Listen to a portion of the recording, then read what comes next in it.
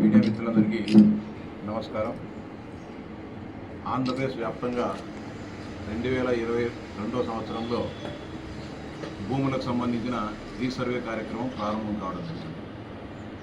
అనేక రకాల రీసర్వేలో సమస్యలు ఉత్పన్నం అవుతున్నప్పటికీ నేటికి కూడా రెవెన్యూ యంత్రాంగం రైతుల సమస్యలను పరిష్కరించుకోకుండా తాత్సారం చేస్తూ ఉండడం చాలా బాధాకరం. ముఖ్యంగా పులివెందుల నియోజకవర్గంలో వేలాది మంది రైతులు ఈరోజు కూడా రీసర్వే వలన వాళ్ళకు సంబంధించిన భూములకు సంబంధించిన వన్బీలు కానీ లేకపోతే అడంగళ్ళు కానీ లేకపోతే ఆన్లైన్లో వాళ్ళ పేర్లు లేకపోవడంతో అటు రుణాలకు సంబంధించి రుణాలు తీసుకోవాలన్నా లేకపోతే కనుక ఇతర అవసరాల కోసము ఏదైనా కావాలన్నా కూడా అనేక రకాలుగా ఇబ్బందులు పడడం జరుగుతూ ఉంది. 2022లో ప్రారంభిస్తే ఈరోజు కూడా అనేక గ్రామాలలో సమస్యలు ఉన్నాయి. ముఖ్యంగా పులివెందుల నియోజకవర్గంలో తొందూరు, చక్రాయపేట మండలాల్లో రెవెన్యూ యంత్రాంగం వ్యవహరిస్తున్న తీరు వలన వేలాది మంది రైతులు ఇబ్బందులు పడుతున్నారు. తద్వారా ప్రభుత్వానికి కూడా చెడ్డ పేరు రావడం జరుగుతుంది. ఈరోజు తొండూరు మండలంలో 8 రెవెన్యూ గ్రామాలలో ఆన్లైన్లో రైతులకు సంబంధించిన పేర్లు లేవు, రిజిస్ట్రేషన్లు చేసే పరిస్థితి లేదు. వాళ్ళు అమ్మకాలు చేయాలన్నా కొనుగోలు చేయాలన్నా కూడా దానికి సంబంధించిన రెవెన్యూ రికార్డులు ఆన్లైన్లో లేనందువలన ఇబ్బందులు పడడం జరుగుతోంది. అనేక సందర్భాల్లో జిల్లా కలెక్టర్ గారి దృష్టికి, జాయింట్ కలెక్టర్ గారి దృష్టికి, అదేవిధంగా ఆర్డీ గారి దృష్టికి, తహసీల్దార్ల దృష్టికి తీసుకుపోయినప్పటికీ ఈ సమస్యను పరిష్కరించడం లేదు. అనేక సందర్భాల్లో అటు కౌన్సిల్ సమావేశాల్లో కావచ్చు, అదేవిధంగా తెలుగుదేశం పార్టీ లెజిస్లేచర్ పార్టీ సమావేశాల్లో ముఖ్యమంత్రి గారు దృష్టికి తీసుకుపోయినప్పుడు ముఖ్యమంత్రి గారు స్పష్టంగా చెప్పడం జరిగింది, రైతులకు ఎలాంటి ఇబ్బందులు పెట్టవద్దు, రీసర్వే కంటే ముందు ఏదైతే ఆన్లైన్ రికార్డులు ఉన్నాయో వాటిని రైతులకు అందజేయండి, తర్వాత రీసర్వే పూర్తి అయిన తర్వాత ఎలాంటి వివాదాలు లేకుండా ఆ సమస్య పరిష్కరించినప్పుడు వాటిని ఆన్లైన్ చేయండి, అంతవరకు రైతులను ఇబ్బంది పెట్టద్దని చెప్పి స్పష్టంగా చెప్పడం జరిగింది. మొన్న ఇటీవలనే ఒంటిమిట్ట కోదండరామస్వామి బ్రహ్మోత్సవాల కళ్యాణోత్సవాలకు గౌరవ ముఖ్యమంత్రి గారు వచ్చినప్పుడు నేను ఈ విషయాన్ని ఆయన దృష్టికి తీసుకోవడం జరిగింది. ఆన్లైన్లో ఈ రీసర్వే వల్ల అనేక రకాలుగా ఇబ్బందులు వస్తున్నాయి సార్. దీనివల్ల రైతులు ఆందోళన చెందుతున్నారు.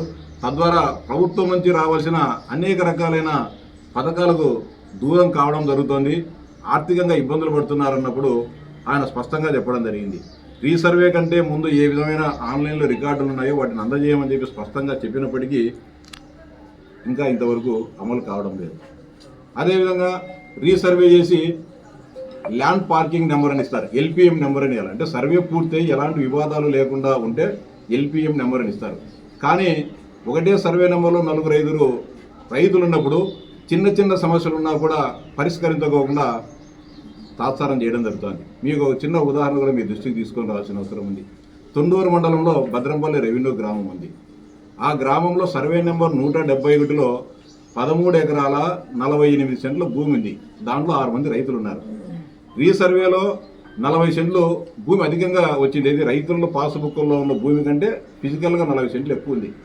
2022లో సర్వే చేస్తే ఈ రోజు కూడా సర్వే దాంట్లో భూమి తక్కువ వస్తే రైతుల దగ్గర విభేదాలు వస్తాయి, భూమి ఎక్కువ ఉండేప్పుడు విభేదాలు రావు. ఆ చిన్న సమస్యను కూడా పరిష్కరించుకోకుండా 3 ఏళ్ళుగా తాత్సారం చేస్తూ ఉన్నారంటే ఎంత నిర్లక్ష్యపూరితంగా రైతులంటే ఎంత ఏహ్యభావంతో రెవెన్యూ యంత్రాంగం వ్యవహరిస్తున్నారో ఒకసారి ఆలోచించాలి. నిన్న రాత్రి ఆర్డీఓ గారిని మొత్తం తహసీల్దార్ గారు అందరినీ నేను కూర్చోబెడితే సమస్య లేదు. 3 సంవత్సరాలుగా రైతులు కూర్చోబెట్టి మాట్లాడితే రైతుల దగ్గర వివాదం లేదు.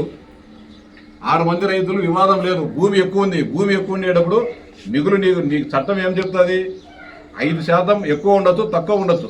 ఒక ఎకరాకు అంటే 95 సెంట్లు ఉండొచ్చు, ఎకరా 5 సెంట్లు ఉండొచ్చు, దాంట్లో ఎక్కువ తక్కువ ఉండొచ్చు.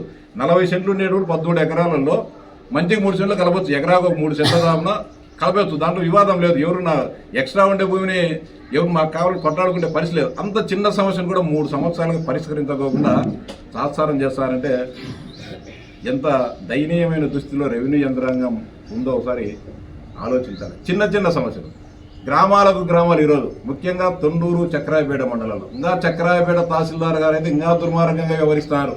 ఏ సమస్య వచ్చినా కూడా ఎవరెవరి మీద దొబ్బేయడము, దాన్ని వదిలేయడము. ఇక తొండూరు ఎంఆర్ఓ గారికి ఏమాత్రం కూడా రెవెన్యూ పైన పట్టు లేదు, ఆయనకు సంబంధించిన నాలెడ్జ్ లేదు. ఈ 2 మండలాల వ్యవహార తహసీల్దారుల వలన మొత్తం పులివెందులలో రైతాంగానికి, ప్రభుత్వానికి కూడా చెడ్డ పేరు రావడం జరుగుతుంది. దీని అంతటికీ కారణం ఈ సందర్భంగా రెవెన్యూ అధికారులు కూడా సూటిగా ప్రశ్నిస్తా ఉన్నా. చిన్న చిన్న సమస్యలు 2-3 రైతులు మీ దగ్గర కూర్చోబెట్టి ఏదైనా సమస్య ఉంటే పరిష్కరించాల్సింది పోయి ఏమి లేకోకుండా నెలల తరబడి, సంవత్సరాల తరబడి దానిలో జోలికి పోకోకుండా మళ్ళీ 2వ విడత రీసర్వే అని చెప్పి మళ్ళీ ప్రారంభిస్తూ ఉన్నారు. నేను విజ్ఞప్తి చేసేది ఒకటే రెవెన్యూ యంత్రాంగానికి, మొదటి సర్వేకి సంబంధించిన ఏమైనా సమస్యలు ఉన్నాయో రైతులందరినీ కూర్చోబెట్టండి, మాట్లాడండి. ఇటీవల ఈ సమస్యలన్నీ పరిష్కరించాలని చెప్పి ప్రతి గ్రామాల్లో రెవెన్యూ సదస్సులు ఏర్పాటు చేయడం జరిగింది. రెవెన్యూ సదస్సులలో వచ్చిన ఫిర్యాదులు ఏం చేయడంలే. ఏం చేస్తున్నారు? తహసీల్దారు ఫిర్యాదు చేస్తే ఆర్ఐకు లేకుంటే వీఆర్ఓకి దాన్ని బదిలీ చేసేసి పరిష్కరించడం అనేది రాస్తున్నారు. పరిష్కరించడం అంటే తహసీల్దార్ దగ్గర నుంచి వీఆర్ఓకు ఆ పిటిషన్ వచ్చి పరిష్కరించడం కాదు. రైతులు సంతృప్త స్థాయిలో మా సమస్య పరిష్కరించబడింది అని చెప్పి ఆనందం వ్యక్తం చేసినప్పుడు ఆ సమస్య పరిష్కరించబడుతుందని చెప్పి రాయాలి తప్ప పైనుంచి కిందికి, ఆ కింది నుంచి ఇంకోసారి పోతే పరిష్కరించడం అనేది కాదు. నిజంగా రెవెన్యూ యంత్రాంగం పరిష్కరించాలంటే 4-5 రోజుల్లోనే ఒక్కొక్క రెవెన్యూ గ్రామానికి సంబంధించిన సమస్యలు పరిష్కరించే శక్తియుక్తులు ఉన్నాయి. కూర్చోబెట్టి మాట్లాడడంలో ఎవరితో కూడా మాకేం సంబంధం లేదు, మా జీతం మాకు వస్తుందని చెప్పి మాట్లాడుతున్నాడు. ఒకరోజు జీతం వస్తే ఆందోళన చెందుతున్నాం. 31వ తేదీ జీతం రాకుండా 2వ తేదీ 3వ తేదీ వస్తే ప్రభుత్వాన్ని మనం విమర్శిస్తాను. ఇంకా మాకు 2 రోజులు అవుతున్నా కూడా సంవత్సరాల తరబడి రైతులు తమకు హక్కుగా ఉన్న భూములను తమ పేర్లతో లేకోకుండా తమకు ఎలాంటి పత్రాలు కానీ రాని దుస్థితిలో రైతాంగం ఉండేటప్పుడు అధికార యంత్రాంగానికి మానవత్వం ఉండాలి.